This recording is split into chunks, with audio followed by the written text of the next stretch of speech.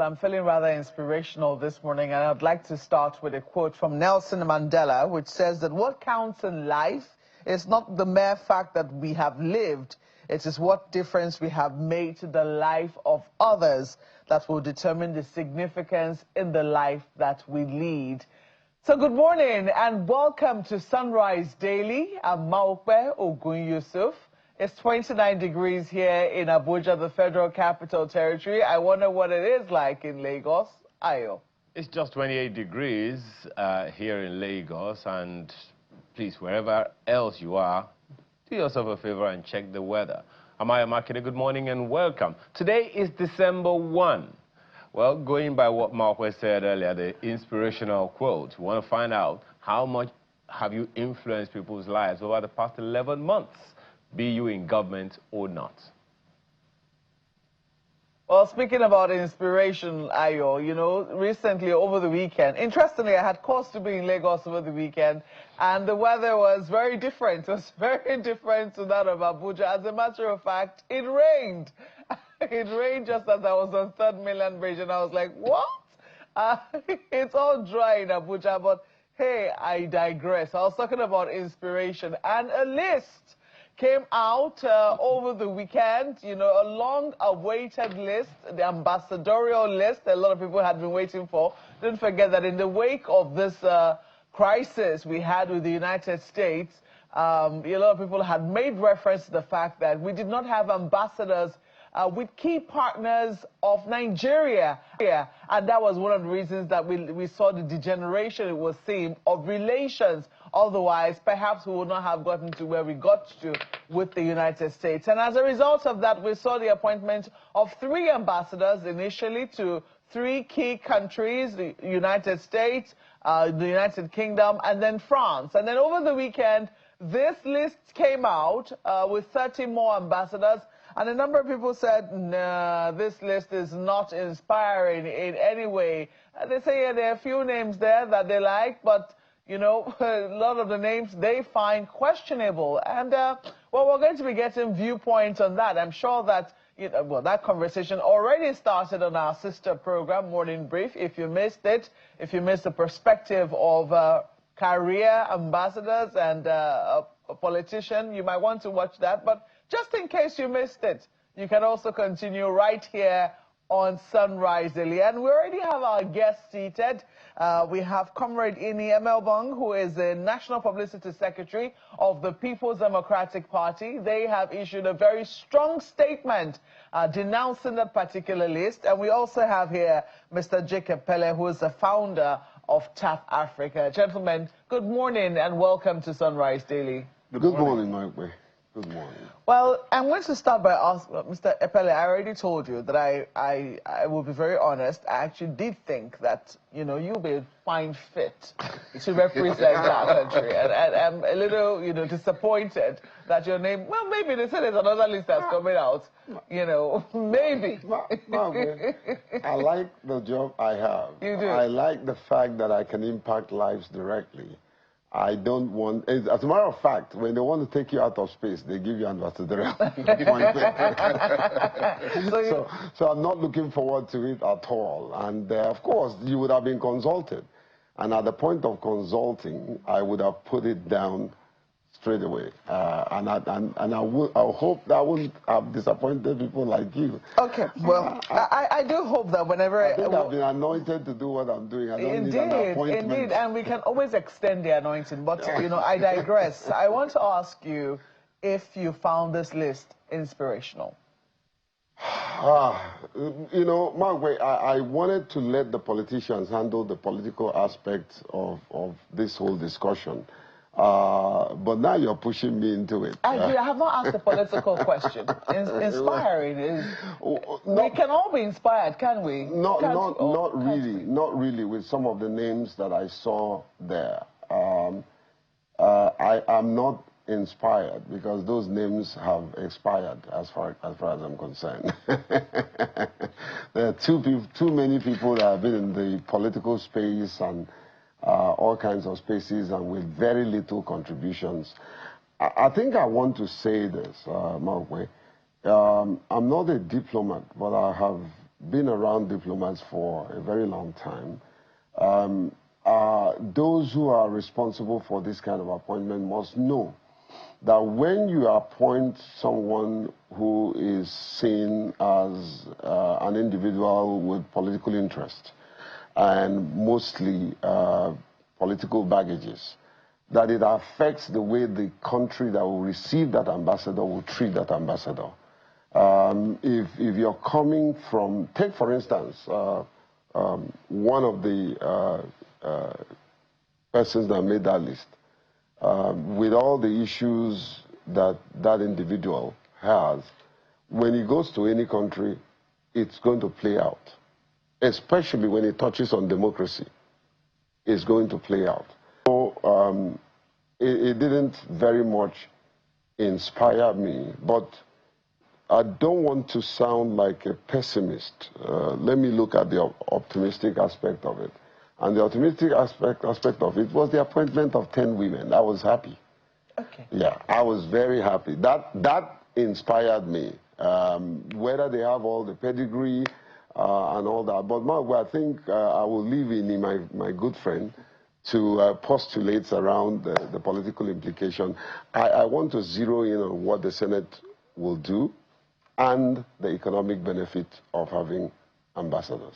I think you're the first person to point out that the fact that we had up to 10. And I think I found it very difficult to really see the female names there, you know, till you pointed out. Maybe because, well, as you said, 10, maybe might be a pass mark. That's at least 1 over 3. But well, it's a compromise number because I expected 50-50. What stops? Exactly. Why wouldn't even women be 60 and men 40? And given all the other numbers, you know, and the week that we're entering, but hey, at least. And sometimes they are better managers of this kind of, especially when it's chaotic. They are better managers of such situations. Well, let's leave it at 10 over 32 and come to you, Shifini. You have spoken of comrade. You prefer to be called comrade. I've seen the release by the People's Democratic Party, and yeah, it was a strong condemnation. He said the People's Democratic Party strongly condemns the list of ambassadorial nominees as submitted by President Bola Tinubu. When you do that, when you say you strongly condemn, and at the end of the day, when I read through the thing, you only had, you took objection to one name, was just one name, and that's the name of Professor Mahmoud Yakubu, whom you had reservations with, because you think that it should not have been, I mean, let me read it in your words. I'm not going to paraphrase that. It says, specifically, we conveyed the disappointment of many right-thinking Nigerians on the nomination of Professor Mahmoud Yakubu, the immediate past chairman of the Independent National Electoral Commission, whose administration of our electoral umpire was characterized by countless double-speaks, flip-flops, and undelivered promises, which ultimately resulted in the birth of this administration, which is struggling in all areas of governance. And you believe that the consequences of that would be that, you say, to offer him an ambassadorial appointment at a time like this is an excellent exemplar of a skewed reward system, which we suspect is designed as an incentive to the new INEC chairman. So this is basically your own fear. This is your worry, your concern. However, can you, on the basis of this one name, this one exception that you have, condemn a list of 32 people, including women, who rarely ever get appointed to anything? Excellent. Just before that paragraph, you see that we had stated the caliber of people who have populated this list. And again, if you, and what we do as an opposition, a responsible opposition, is to also listen to the people and align with the people where that makes for the good of the country. And so the first thing is that we have said that generally, and when you look at that list generally, the prominent names you find there are names of characterless politicians, and we stated them. We didn't want to dignify, but we now particularly brought out one that sticks out as an outlier, a gentleman whom all of us are witnesses to the fact that the election management under him was far from fair. I mean, even if he were to score himself on the promises he made, or about IREV, about a backup system, about things, even if you give him the opportunity to score himself, he would be very nice to himself to give himself 49. So we made a sweeping statement that accommodates people. And again, we don't, you see, there are things we need to be careful not to do.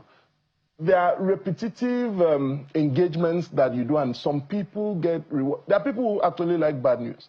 There are people who just like to stay in the news, whether it is good or bad. And so we made sure that we did not dignify their names. But on this case, the particular person we mentioned has everything to do with democracy. And again, we said, I mean, there are things of different levels. And we now drew out this one and said, even this one?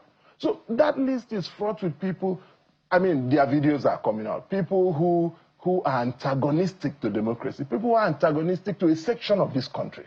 And you see, when you become an ambassador, you now become the personal representative of the president in that country. And so if you have led a life where you have consistently attacked a section of the country, so how will the people from that section of the country in the country you'll be representing feel?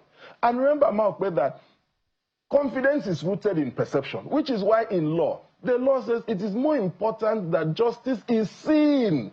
If you replace seen with felt, which both of them are perceptive, you would now know that the perception is a very strong value, despite being initially subjective.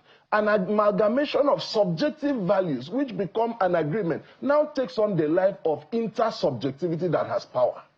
So immediately, if three of us are in the room, irrespective of how nice your dress looks, if there are 5 people in this room who now agree, Mark, that your dress doesn't look fine, do you know it would affect even the objective? Because, I mean, what was previously subjective, his opinion, my opinion, 3 other people's opinion, has now become an agreement and now has the force of intersubjectivity that you need to look at yourself in a mirror. That is the power of perception. So the question is, how are these people perceived? Yeah, but the idea is, you know, the idea of having this conversation is so we can be objective.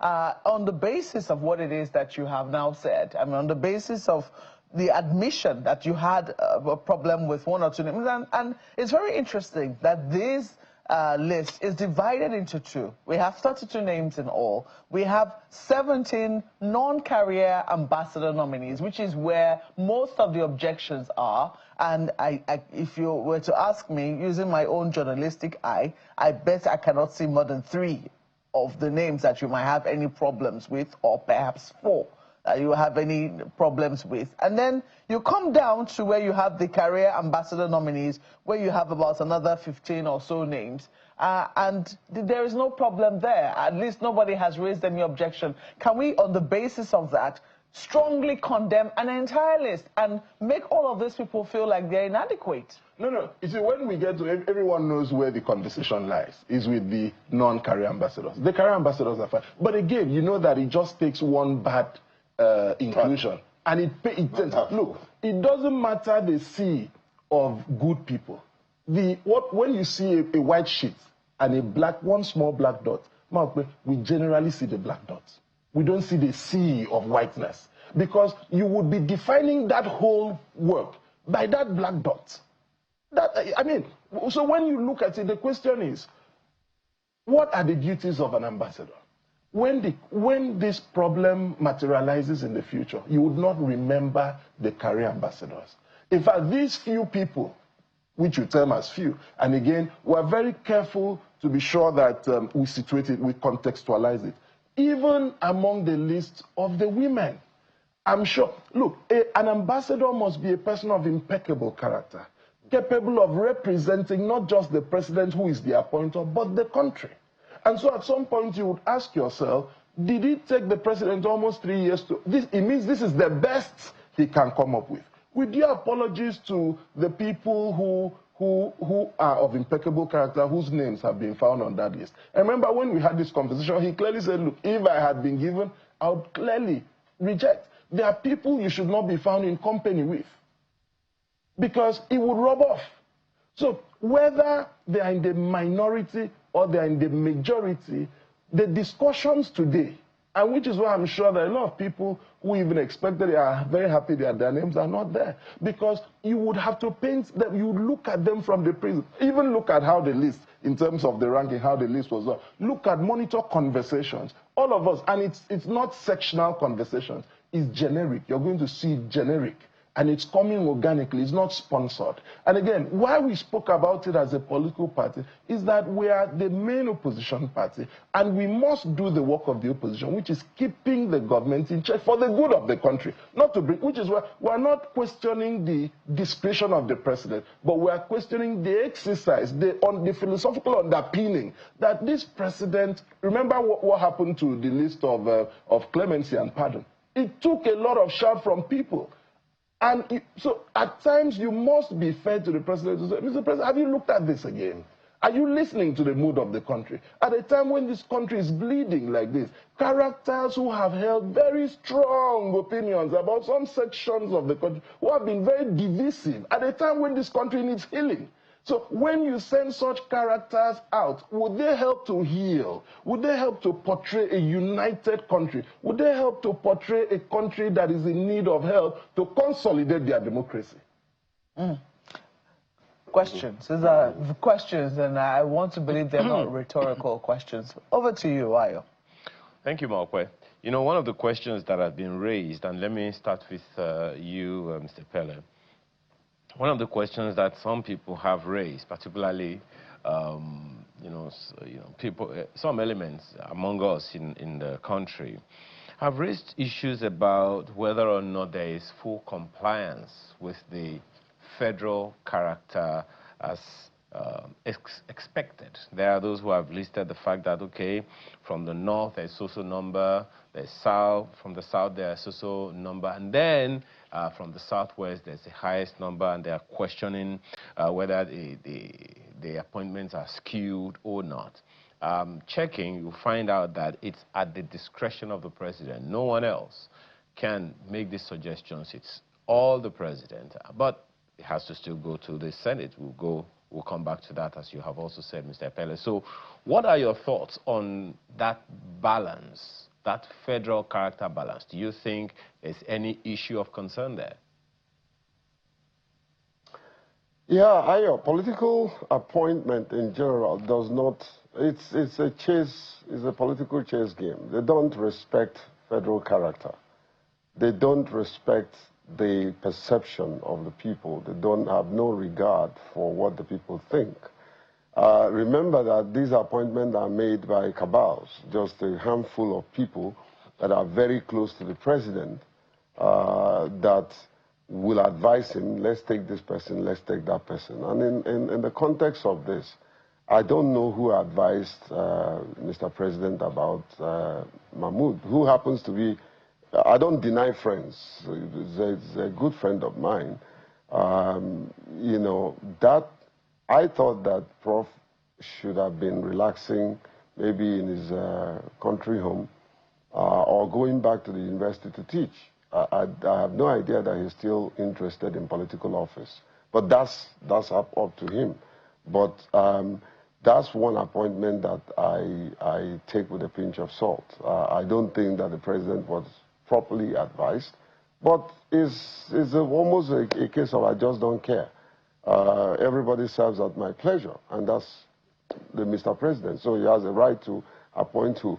But when you are doing this appointment, you must feel the pulse of the nations. You must understand the intricacies around diplomacy, knowing fully well that any country you send someone with political baggage, that country would treat that person almost like a wimp. There's certain information they will never give to the person. There's certain meetings that they will never call the person. So it happens. So for instance, if Mahmoud ends up in the US, it will be a disaster for us. Because already they believe that he was not very friendly with democracy, you know. So that will be, it will spell doom, you know. I don't know any of the Western countries. Maybe these African countries, yes, can tolerate him. But that's not a good nominee for the interest of what is happening around us, especially within the global circle. you know. Anyway, that's my personal opinion. Yeah. You know. Do you see? It sounds federal like character was not. Go ahead. Go ahead. Like a broken record, Ayo. Federal character was not respected in this context. It was more of political tokenism and doing favors to those that had done one thing or the other for them. You know, okay. That's just what it is. It's right. like, look, yeah. you Comrade, wash my let me come hands. to Comrade Epelle on this issue as well. Well, you said, you know, Mr. Epelle, that we should leave the political talk to him, so let's leave it to him. Now, Mr. Memobong, I beg your pardon, Comrade, you know, one of the issues that you have raised, maybe you want to first of all speak to that federal character ambit as well in the entire scheme of things. How strongly do you think it plays in the polity, or you think it's just one thing any president, even a PDP president, would have done? Well, first is that when things assume regularity, you no longer complain about it. I said somewhere this morning that be careful what you're exposed to, because when you are exposed to anomaly, after a while you normalize it. And so the issue of disregard for federal character and a skewed disposition towards appointment has been a trademark of the APC administration, not just this one. And so the hue and cry about the skewed nature in favor of some regions over some have not yielded anything. So that's why that discussion becomes very pedestrian, because immediately you say that, they say, oh no, but the last administration did this. So I think the APC administration, the current APC administration, is battling with the ghost of the past, where they are trying to outdo each other in who will be more primordial, who will be more disposed to some regions. But the more important thing is every region has capable hands. So even if you're being patronizing, even if you're looking at some regions, why not get the best from those regions? Because immediately you do so, the Constitution says that the president gives the president discretion in appointment, but insists that it must satisfy federal character. But we're hoping that in the remaining do you think that parts, are you saying that the federal character has not been complied with at all? Yeah, so in the remaining parts, we hope they will try. There are states that are not represented there. And for example, Akwa Ibom, Cross River, but other states have 2 other regions. So when you compartmentalize it into states, into regions, you see the vacuum that lies there. But again, my worry with drilling down on some of these narratives is the capacity, the divisive capacity that it has, you know, and we're already at a very polarized state in our country. So sometimes we try to hope that we can sidestep some of this in the hope that the federal government themselves would try to understand and recalibrate themselves to ensure that every part of this country feels equally carried along and feels happy about things. Because Ayo, when you drill down on this, I mean, 2 people seated together can begin to get annoyed. And immediately the narrative gets to the point of regionalization. You see, it becomes so subjective that people leave the objective part of the character, the disposition, the knowledge, the temperament of people, and begin to, while it is a very important conversation because it's a constitutional demand, but I am very careful of further dividing an already divided country. Which leads me to the next question to you, Comrade.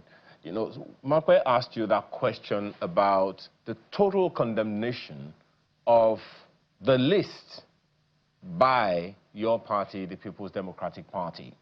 Now, there are 15 career ambassadors on that list, 15.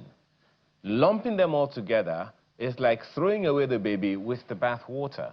I mean, I agree with you totally that doing anything, the whole idea of bringing up these issues is for us to diminish whatever the divisive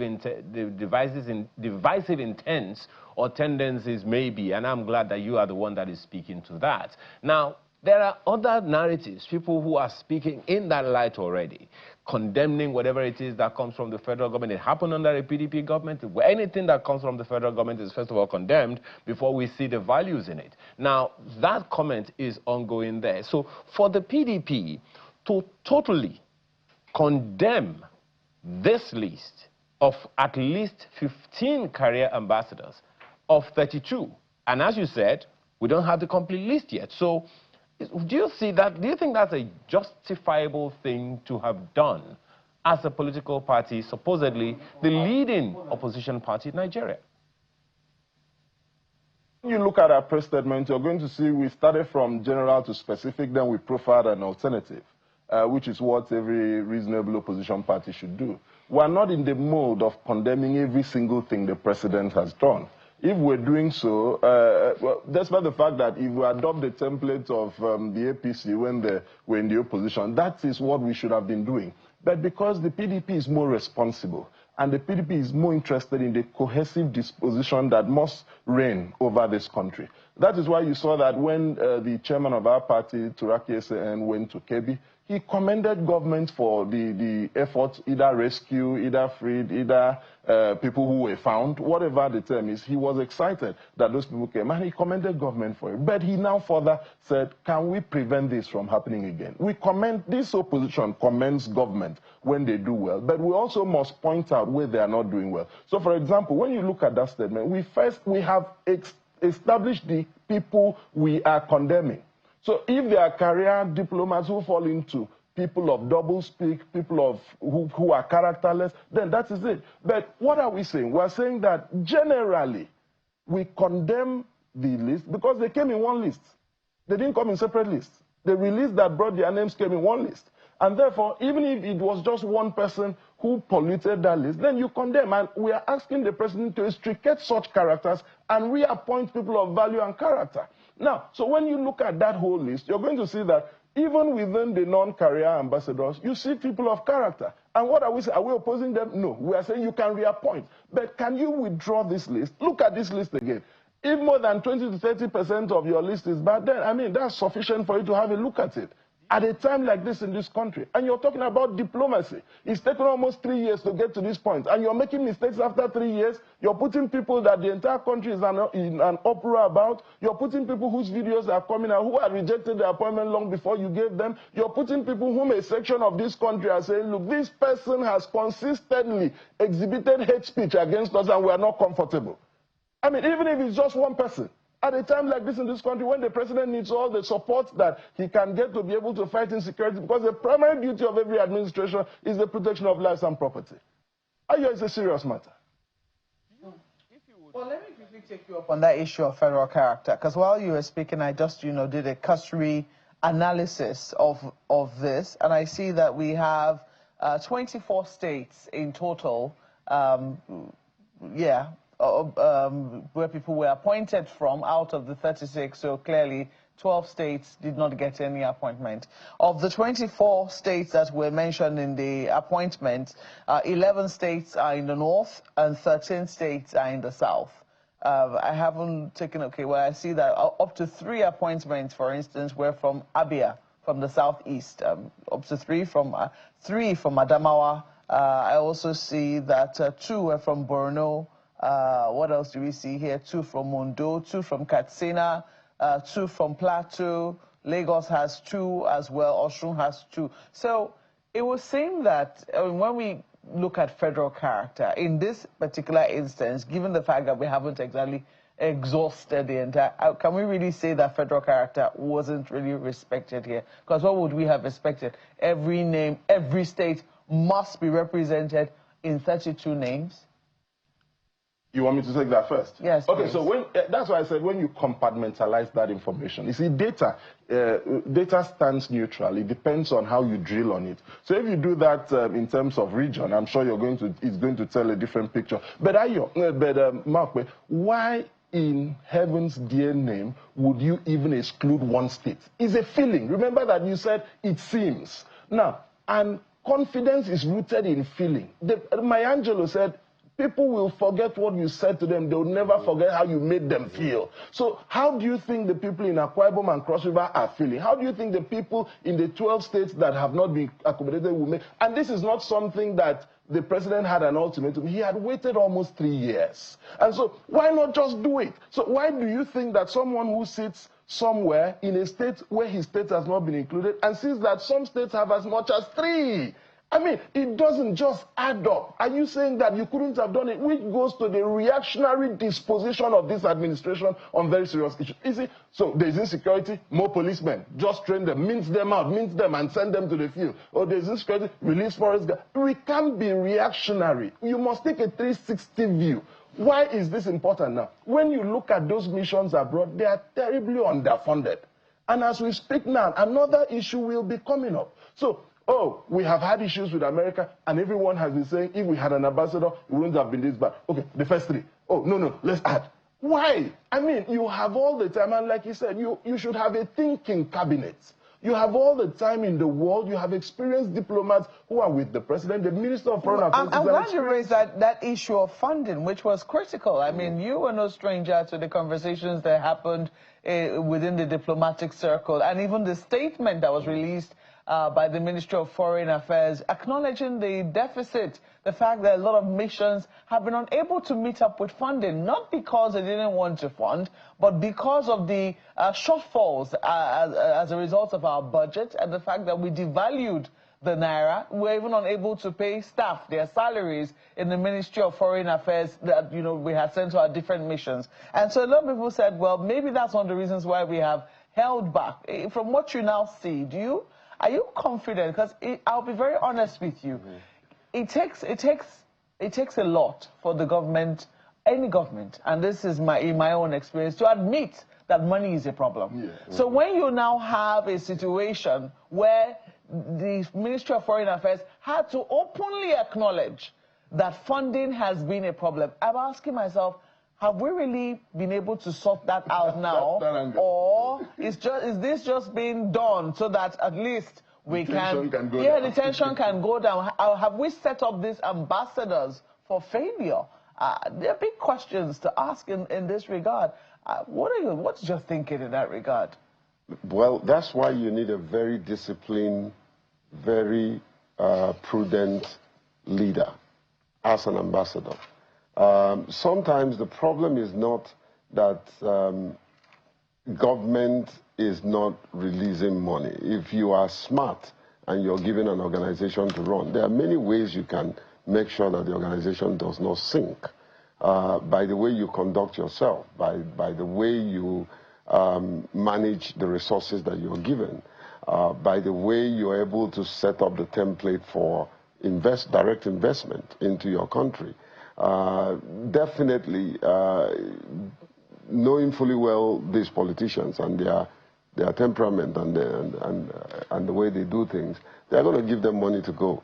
They're not going to just appoint them and send them, go there, there's no money. It's not going to happen. They're going to give them money. Will they be prudent? Will they be able to manage it effectively? Are we going to get results? That's a whole lot of conversation that we can delve into. But also, to just a point of correction, we don't have 32, we have 35. Okay, yeah, for the initial 3, that's where I pointed earlier. So we do have 35. I didn't include their names here. Yeah, there is a likelihood that there will be more appointments. While we are crying over this spilled milk, and I don't like some of the faces that I saw there, there's no doubt about that. Let's go to the next phase, Ini. The next phase is, what will the Senate do? Because when the president appoints, all of us are depending on the legislative arm to rescue us, to tell the president no. You know, do I have faith in this current Senate and their capacity, not their capacity, their ability to question what the president have done? I don't think so. I don't think that Akpabio-led Senate have that ability to say no to the president. He's fast becoming, and his leadership, they're fast becoming a rubber stamp of Aso Rock. Whatever Aso Rock says. I mean, listening to him the other day, he was calling the first lady, the mother, our mother. We are his children. I mean, that's uncalled for. For a Senate president, the first lady is not even number 4. You are the number 3 in the line of leadership hierarchy. And you're saying that, I respect the First Lady. I give it to her. You know, she's carried herself well. But that doesn't make the legislator calling themselves the children to the president's wife. You know, so definitely when they are appointed, they'll probably improve in making sure that they are funded. But it's one thing to fund you, is another thing for you to be prudent, responsible, and be able to manage what you're given and get results. I'm just going to ask very quickly, though. I mean, I think the conversation around the controversy has taken away the fact that people should have expectations of the ambassadors. What are they? I mean, you have said you don't have a problem with all of the list, and that, you know, what you're having a problem with is the dark blot on the big sheet of white paper.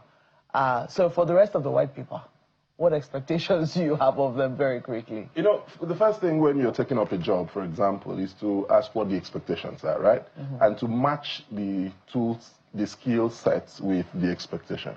So an ambassador is the representative of a country who would have to do negotiations, he would have to do to promote trade, he would have to listen to the issues of the Nigerian community there, he would have to communicate effectively.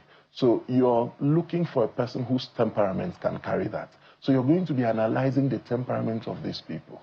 And in the countries they are going to, most likely those are democracies. So if these people are already consistently anti-democratic people, you are most likely going to have crisis in those places. If there are people who are already biased in terms of ethnicity, religion, and the rest, you're going to have issues coming from that country where Nigerians would either prefer to die in the hands of the people of the country than go to their own embassy to mention. So the issue of qualification. Expectations is what I was asking. Yeah, so expectations, very quickly. You're expecting them to be able to drive trade. You're expecting them to be able to harmonize the Nigerian So those are the things that we should expect from our ambassador nominees. Yes. You have the same expectations of them? The economic trade, I mean, the economy of the nation is crying for help. We want to see drivers of the economy and direct investment. You know, the issue of insecurity is at the front burner. We want to be able to see them engage countries that will help us and get the real help, not photo op, not optics, not propaganda, no propaganda. But we want to see concrete, measurable, tangible help. And like my friend did say, you know, let's stop this reactive measure, either security, economy, you know, social circle. We have this tendency to be reactive when we should be proactive. Channels is owned by John. All of you are on schedule. You know what will happen after this. You know, that's a proactive leadership, not reactive. Otherwise, you'll say, oh, sunrise is coming. We are not ready at 9. That's crazy. Well, let us see, you know, just how, because I know that the presidency is, the president's special advisor on foreign affairs and protocol already responded. Well, let us see if we'll see further responses and exactly what happens at the National Assembly. But in the meantime, I have to thank you, gentlemen, for waiting in on this conversation. Comrade Epelle Bong is the National Publicity Secretary of the People's Democratic Party. Thank you. And we have to thank you, Mr. Epelle, who is the founder of TAF Africa, for coming on the program as well. And we're proud of Channel because of your audacity to bring this kind of discourse. Congratulations. We will continue to do our work as we ought to do.